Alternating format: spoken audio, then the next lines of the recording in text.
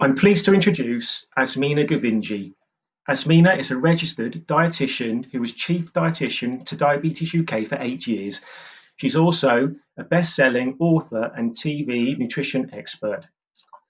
She's just launched her latest book, Vegan Savvy: The Expert's Guide to Nutrition on a Plant-Based Diet, and I'm thrilled that this is the first ever presentation about the wonderful tips and tricks that make this book such a fantastic resource for anyone who wants to enjoy more of a plant-based diet.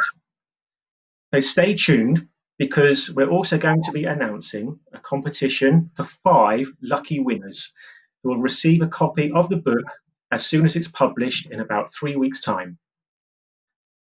Asmina's also part of the DRWF family. We've worked together at diabetes conferences and awareness days all over the UK, as well as our own educational events where we've enjoyed many, many talks on nutrition and diet and healthy cooking demonstrations. Asmina is also a member of our editorial advisory board. She writes regularly for our monthly newsletter, Diabetes Wellness News. She records podcasts and gets involved in many other resources to support people living with diabetes. So, hi, Asmina. Welcome to United Through Diabetes. Thank you. Hello, Lee. It's so good to see you. Obviously, virtually, but lovely to see you. So, this is a really exciting development because over the year we've done so much on diet and nutrition, but we've never really looked at a plant-based diet. So, I'd like to find out a little bit more about the book and how it came about, but can you tell us a bit more about why plant-based is a good diet for diabetes? Sure. Well, there is a wealth of research to suggest that plant-based diets are associated with better levels of blood glucose, with better blood cholesterol levels, with people who are on plant-based diets tend to be better able to manage their weight, and therefore risks of long-term complications like heart disease, etc. And even Diabetes UK does recommend that plant-based diets are often associated with reduced risks of type 2 diabetes and better management of diabetes as well. So it makes a lot of sense for us to be thinking about, is this something that might work for me? Maybe not going completely plant-based, but should I be thinking about incorporating a few more plant-based foods into my everyday diet? Okay, so does that mean we should stop eating meat altogether? Oh, absolutely not. Unless you want to. It's entirely about personal choice. I mean, obviously, there are environmental reasons, animal welfare reasons, other reasons why people choose to go 100% plant based, and that's fine. It's a choice. But I wouldn't say everyone with diabetes should become vegan. I think it's about being mindful of perhaps cutting down on your meat intake. I would say the guidelines are that red meat shouldn't consist of more than 70 grams cooked red meat a day, which is about 350 to 500 grams across a week. And, you know, red meats, it's not to say red meat is bad. It's got some great nutrients like vitamin B12, iron, zinc, protein. But it can also contribute to your saturated fat intake, and processed meats particularly can contribute to your salt and saturated fat intake. So those are the ones to really keep to a minimum. So it's not about cutting out meat, but considering, can I cut down my meat and introduce more plant-based foods into my diet? Okay, so I've heard people talking about not getting enough of the nutrients like zinc or iron if they go to a plant-based diet. Is that a concern? Well, do you know, you've reminded me of when my daughter Shazia, whom you've met, came home one day and she said, "I'm turning vegan, mum." And I've spent years helping and advising people on mixed diets, you know, on eating a range of foods. And I'm very confident that by doing that correctly, you can get all the nutrients that you need. And suddenly I was thinking, gosh, if she does not eat dairy, for example, which is a great source of calcium and iodine, and meat, which, as I've outlined, may give you your B12 or your iron, I started to get a bit concerned. So what I did was I researched high and low for several years on what is the best way to become vegan, to become plant-based, but get all those nutrients. Because if you just go to the shops and buy a vegan ready meal, or you go to the restaurant and have a beautiful salad, or you have some vegan burgers, that's maybe not going to give you the range of nutrients that you want. So that's what I researched, and that's what culminated in my latest book. Excellent. So that little bit of a shock from Shadzia is what spurred this mission on for the new book. Excellent. So, do you think it's not a good idea for people with diabetes to change to a vegan diet? I think it's personal choice, but what I would encourage people with diabetes to do is to definitely introduce more plant based foods into the diet. And there are so many reasons for that. Firstly, obviously, you're going to get closer to your 5 a day fruit and vegetable recommendation. Secondly, the whole plant foods like beans and pulses and lentils and nuts can help to stabilize your blood glucose level. So you're getting nice, slow, steady rises in blood glucose. And that's really important in diabetes. And thirdly, and particularly important for people with type 2 diabetes, a diet that is higher in plant based foods has been associated with a lower BMI or body mass index. So it can help you to manage your weight. And we know that if you can reduce if you can keep within the recommended weight range and not go into the obese range of BMI, which is 25 or above, or 23 or above for South Asians, then you can reduce your risks of cardiovascular disease, type 2 diabetes if you don't already have it, and now COVID-19. So for me, this is a really opportune time to start thinking about, I've been trying to be healthy all these years. Now, maybe with COVID and, certain worries and maybe even lockdown, let me now, embrace this opportunity and think about simple ways that I can introduce plant based foods into my diet. Of course. And of course, over the years at our events and the talks, we've covered weight loss and managing weight so much, especially around type 2 diabetes. So, in this time of people being stuck at home and working from home, have you got any tips on weight loss or how people can manage their weight? So yeah, great question, because I think people while they're working from home tend to comfort eat more, perhaps are relying on the takeaways. So in terms of adding food, I'm very much a positive person. So let's add rather than take away. So I like to think about adding things like, add kidney beans to a chili, add some peas into a chicken casserole, add some frozen spinach into a meat curry. Get into the habit of, if you've got, for example, leftover rice, ideally brown rice, then open a can of sweet corn, add that in.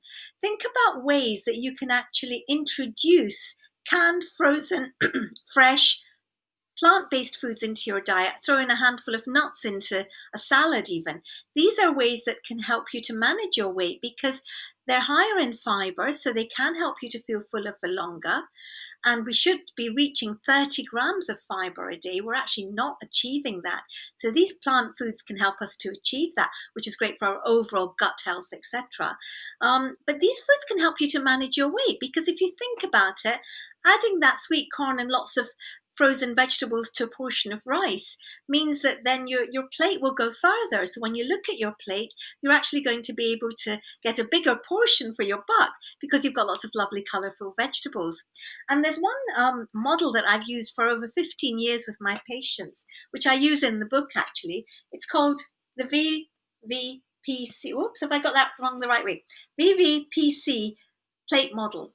And this is what I demonstrate in the book. And what this does is it helps you to watch your portion size because your veggies and veggies go there. Your protein is that much and your carbohydrate is that much. And it helps you to limit the high saturated fat and the high calorie foods. It's all explained further in the book, but that's a great way to manage your weight. Yeah, so we've heard you talk about the plate before as a great tool for people managing their portion sizes.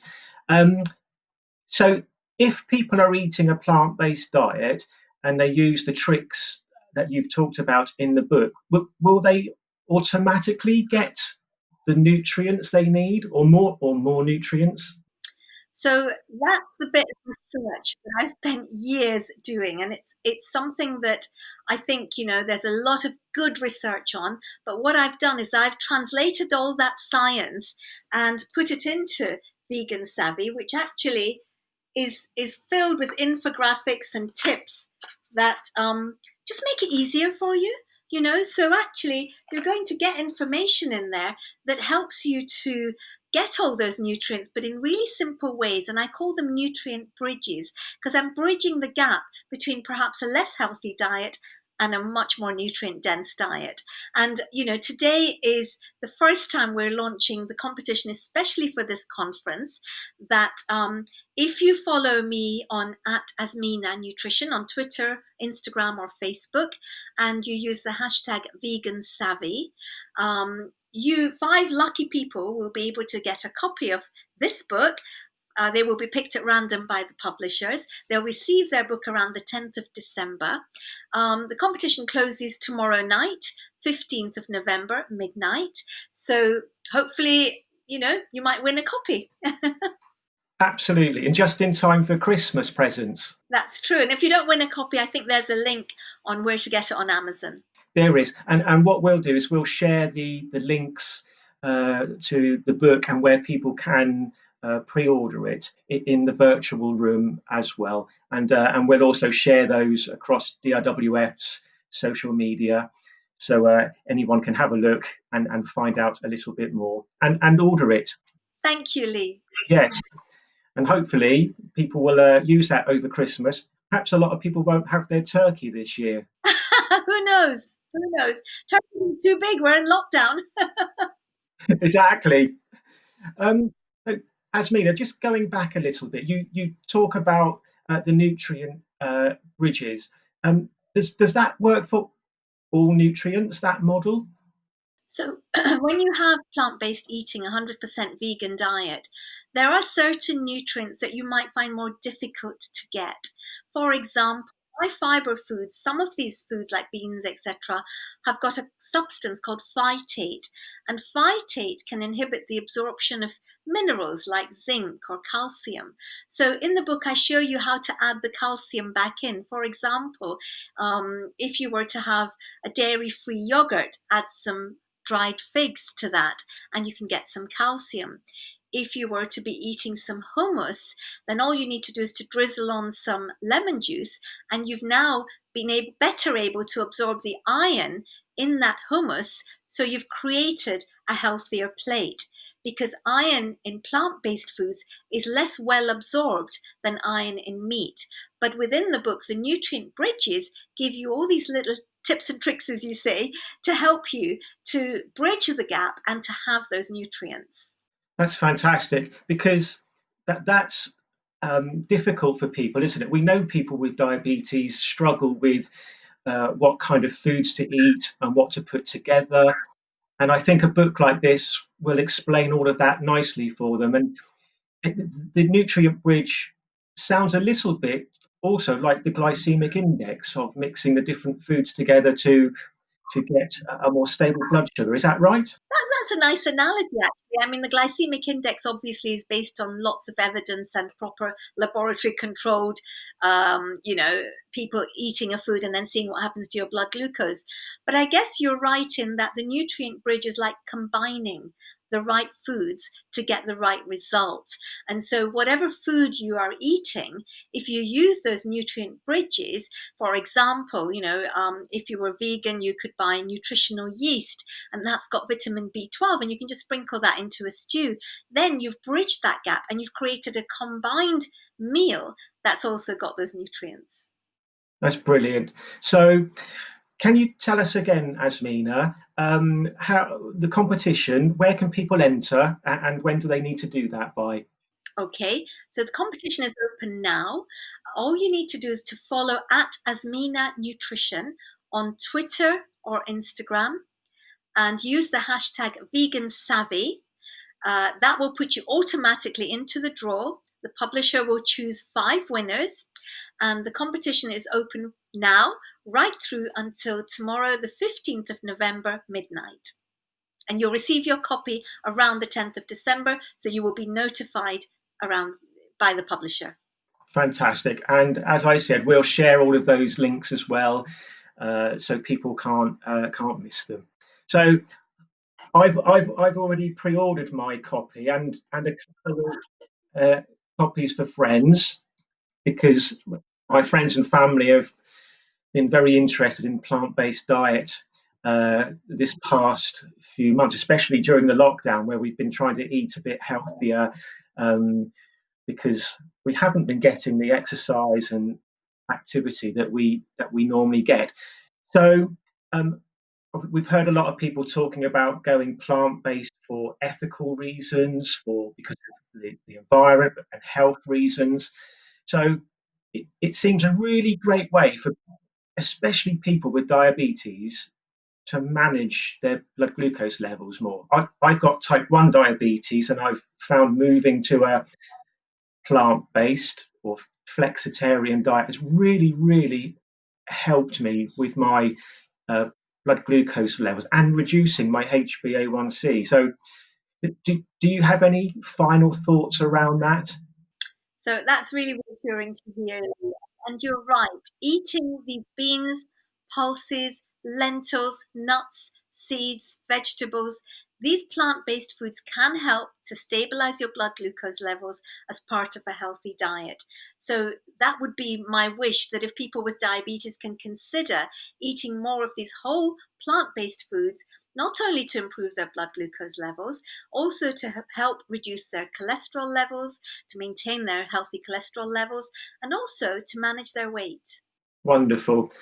So, thanks for that, Asmina. It's really interesting. We know that plant-based diets are increasingly popular at the moment. Um, and as we said, people can order the book. They can find out more about it from that, and they can also visit your website, Asmina Nutrition.